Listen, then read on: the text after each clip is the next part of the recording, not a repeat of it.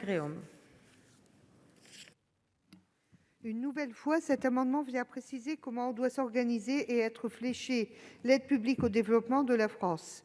Et une nouvelle fois, la situation d'extrême urgence rend encore plus nécessaire qu'auparavant une concentration sur les services sociaux de base.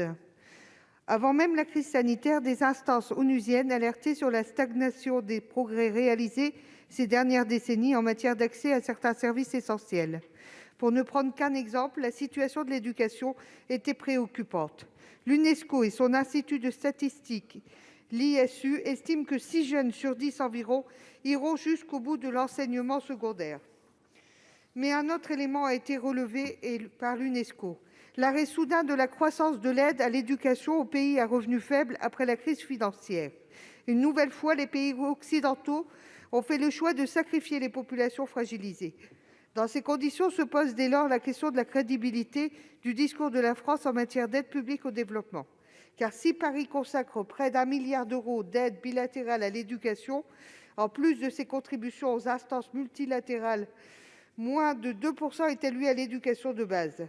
En parallèle, la France n'a consacré que 2,3 millions de dollars au fonds d'urgence Education Cannot Wait, devant permettre le maintien en éducation de 9 millions d'enfants impactés par la crise sanitaire.